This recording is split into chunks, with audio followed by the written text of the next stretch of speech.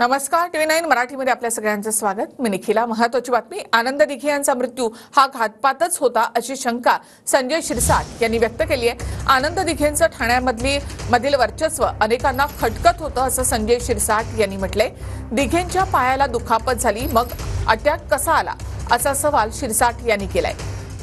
तर शिरसाटांचा रोग कुणाकडे आहे असा सवाल या ठिकाणी केदार दिघे यांनी उपस्थित केलाय. त्याचबरोबर संजय शिरसाट 23 वर्ष गप्प का बसले असा सवाल केदार दिघे यांनी केला आहे. बघा, मी माझा शंका उपस्थित केलेली आहे. दिघे साहेबांचा जो ॲक्सिडेंट झाला त्या ॲक्सिडेंटमध्ये त्यांच्या पायाला आणि इतर ठिकाणी विजा झाली होती. कुठेही त्यांच्या काही हेड इंजुरी झाली किंवा काय झालं आणि दुसऱ्या दिवशी त्यांचा डिस्चार्ज होणार होता. सर्वांना ते आले, बोलले, त्यांच्याशी ते बोलले, चांगले बोलले, हसून खेळून बोलणं झालेलं आहे. मग अचानक अटॅक याचं कारणच काय? काही लोकांनी काही डाऊट व्यक्त केलेला आहे की त्या इंजेक्शनमध्ये काही दिलं होतं, काहीतरी झालं होतं. आणि म्हणजे कुठंतरी एक सर्वसामान्य शिवसैनिक जो आहे तिथलचा, त्यांना काय झालं नेमकं कळायला पाहिजे ना. सर्वात महत्त्वाचं आहे की त्या हॉस्पिटलमध्ये, ज्या हॉस्पिटलमध्ये सिंगानी हॉस्पिटल काय ते, तिथं वारल्यानंतर ते हॉस्पिटल त्या दिवसापासून बंद आहे, तर आज तागायत बंद झालेलं आहे. मग एवढं मोठं हॉस्पिटल, एक घटना झाली, दुर्दैवी घटना आहे, इमोशनल असतात लोक, इमोशनली पाहतात वगैरे वगैरे, महिना 2 महिने 4 महिने हॉस्पिटल शिफ्ट होतं. ही शंका घ्यायला वाव आहे. म्हणजे डिस्चार्ज कार्ड तयार होतं आहे आणि माणूस एक्सपायर होतो, हे शिवसैनिकाच्या मनाला पटलं नव्हतं, म्हणून तो झालेला होता उद्रेक. हा घातपातच असावा माझी शंका आहे, ती घातपातच होता. साधा टपरीवाला असो का कोणी मोठा माणूस असो, त्यांच्या घरामध्ये आनंद दिघेंचा फोटो हा कायम असायचा. आणि दिघे साहेब माझं दैवत असं मानणारा फार मोठा वर्ग आजही ठाण्यात आहे. आणि म्हणून त्यांच्यात जे काही त्यांच्याबद्दलचे जोडलेली नाळ जी आहे, त्यासाठी माझी असं मागणी राहील की ह्याची एकदा चौकशी होत्या. काय जे असेल ते खरं खोटं एकदा लोकांसमोर येऊ द्या. धर्मवीर एक जो होता त्याच्यामध्ये शेवटच्या स्टेजला जेव्हा दिघे साहेब जातात तेव्हा तुम्ही हे दाखवलेलं आहे की एकनाथजी शिंदे हे दिघे साहेबांना खांद्यावरनं घेऊन जातात. याचा अर्थ काय होतो? संजय शिरसाटांचा रोग कोणाकडे आहे खऱ्या अर्थाने? संजय शिरसाट 23 वर्ष काय करत होते? तुम्ही जर का आज म्हणताय की दिघे साहेबांचा घात झाला आणि तो उभ्या ठाण्याला माहिती आहे, याचा अर्थ तुम्ही नेते म्हटलं तर तुम्हाला पहिलं माहिती असेल. मग त्यावेळेला तुम्ही का तोंड बंद करून बसलेलात? तुमचा स्वार्थ काय होता ज्याच्यामुळे तुम्ही शांत बसलात? केदार दिघे हा आत्ता जन्मलेला माणूस आहे.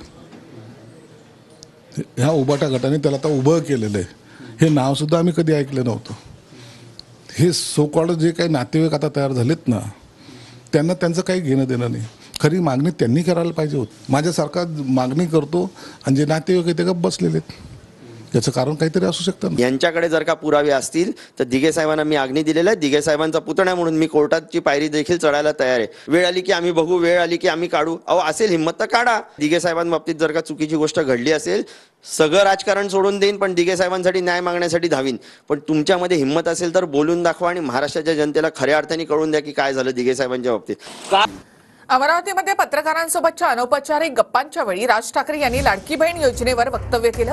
जानेवारीमध्ये पगार द्यायला सरकारच्या तिजोरीमध्ये पैसे राहणार नाहीत असं राज ठाकरे यांनी म्हटलं.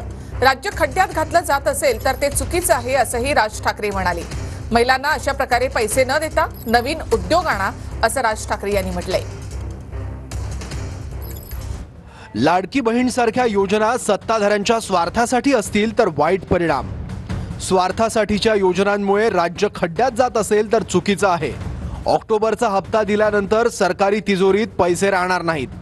सरकारी कर्मचाऱ्यांना पगार देण्यासाठीही पैसे शिल्लक राहणार नाहीत. जानेवारी महिन्यात राज्याची तिजोरी रिकामी होईल. समाजातील कोणताही घटक फुकट मागत नाही. महिलांना सक्षम करण्यासाठी त्यांना आधी रोजगार द्या, असं राज ठाकरे पत्रकारांसोबतच्या अनौपचारिक गप्पांमध्ये म्हणाले. मुख्यमंत्री लाडकी बहीण योजना ही स्वार्थी असं म्हणणं महाराष्ट्रातल्या 2.5 कोटी महिलांचा अवमान आहे असं मी मानतो. पण या योजनेच्या संदर्भात त्यांचं ते वाक्य असेल तर ते योग्य नाही. ज्यांच्या पोटात दुखते ते लोक जसं बोलतात, मी तुम्हाला सांगू इच्छिते, विरोधकांचे मनोबल खचले आहे आणि त्यामुळे अशी उगीचीच टीका आमच्या योजनेवर करत आहे. मी जसं म्हणाले अनेक योजना अजून प्रलंबित आहेत. PM किसान असेल केंद्र शासनाच्या आणि रमाईसारख्या योजना ज्या राज्य शासनाच्या आहेत त्याचे पैसे मिळाले नाही आहे, त्याचं वितरण अजून झालं नाही आहे आणि हे फक्त ह्यातच गुंतले. लोक हुशार झाले आहेत. मागच्या इलेक्शनमध्ये तुम्ही त्याचं एक झलक बघितली. पगार भेटला नाही त्यावेळेला बोला ना. जानेवारीचा आज बोलून उपयोग नाही. तर आम्ही सर्व याची व्यवस्था केलेली आहे. नाही राज्य खड्ड्यात वगैरे जाणार नाही, राज्य आणखीन पुढे जाणार आहे. तरी त्यांना कदाचित कुणी जी काही माहिती दिली असेल त्या आधारे ते बोललेले आहेत. परंतु आम्ही त्यांना आश्वस्त करू इच्छितो, राज्य खड्ड्यात नाही, प्रगतीपथावर येऊन जाऊ आणि त्यासाठी तुमचं सुद्धा सहकार्य आम्हाला अपेक्षित असेल. आम्ही पण तेच सांगतोय की ही लाडकी बहीण योजना जी आहे ही लाडकी बहीण योजना नाही तर ही लाडकी खुर्ची योजना आहे. त्यामुळे हे तिन्ही भाऊ लबाड आहेत. यांना त्या बहिणी कुठल्याही प्रकारची मतांची भेट देणार नाहीत, त्या महाविकास आघाडीला देतील. विधानसभेची घोषणा अजून झाली नाही आहे या सरकारकडून. मुद्दामून 2 महिने पुढे ढकललं कारण का कदाचित अजून लाडक्या बहिणींना त्या ठिकाणी टेबलाच्या वरून एक प्रकारची लाच द्यायची होती असा आमचा आरोप आहे. एकेकाळी शिंदे साहेबांनी आम्ही सोबत त्या ठिकाणी काम केलेलं आहे. परंतु एखाद्या योजनेच्या बाबतीमध्ये बोलत असताना महिलांना लालूच दाखवली जाते हा शब्द प्रयोग करणं, त्या महिला असतानाच त्या महिलांचा अपमान करतायत हे ते विसरत आहेत. मला असं वाटतं की त्यांनी त्यांच्या या वाक्याचं आत्मपरीक्षण आत्ममंथन त्या ठिकाणी करावं आणि मग योग्य ती भूमिका घ्यावी. महायुतीमध्ये फिरत्या मुख्यमंत्री पदावरून राजकीय वर्तुळामध्ये सध्या चर्चा आहे. महायुतीमध्ये फिरत्या मुख्यमंत्री पदावर चर्चा झाल्याची माहिती आहे. 5 वर्षामध्ये 3ही पक्षांकडे CM पद जावं अशी महायुतीमध्ये चर्चा झाल्याची माहिती सूत्रांकडून मिळते. महायुतीमधील चर्चेवर विरोधकांकडून जोरदार समाचार घेण्यात आलाय.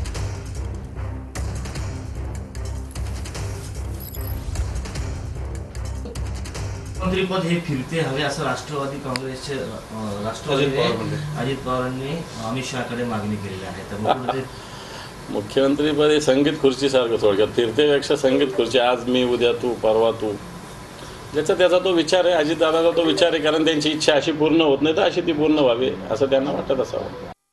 आम्ही काही कुठल्याही पदासाठी नाही, आम्ही फक्त महाराष्ट्राची जनतेच्या सेवेसाठी सत्तेमध्ये गेलेलो आहोत आणि या महायुती सरकारचा फायदा महाराष्ट्राचा जनसामान्याला मिळाला पाहिजे. आमच्या बहिणीला, शेतकऱ्यांना, युवकांना, प्रत्येक क्षेत्रातल्या लोकांना मिळाला पाहिजे. त्याच्यासाठी काम होऊन राहिलेलं आहे. विधानसभा निवडणुकीपूर्वी अजित पवारांना नवं चिन्ह मिळणार का? सुप्रीम कोर्टामध्ये शरद पवार गटाच्या वतीने याचिका दाखल करण्यात आली आहे. 1 ऑक्टोबरला याचिकेवर सुनावणी होईल. दादा गटाला घड्याळऐवजी दुसरं चिन्ह देण्याची पवार गटाची मागणी आहे. सुप्रीम कोर्ट आता काय नेमके निर्देश देणार याकडे दोन्ही गटांचं लक्ष असेल. धनगर समाजाला ST प्रवर्गामधून आरक्षण दिल्यास दंगली होतील. भाजप नेते पद्माकर वळवी यांनी हे वक्तव्य केलं. सरकारनं निर्णय घेतल्यास महाराष्ट्राचं मणिपूर होईल. भाजप नेते पद्माकर वळवी यांनी थेट मुख्यमंत्र्यांनाच इशारा दिलाय. तर वळवींनी भान राखून बोलावं, नशेखोर लोक अशी विधानं करतात असं प्रत्युत्तर यावर संजय शिरसाट यांनी दिलंय.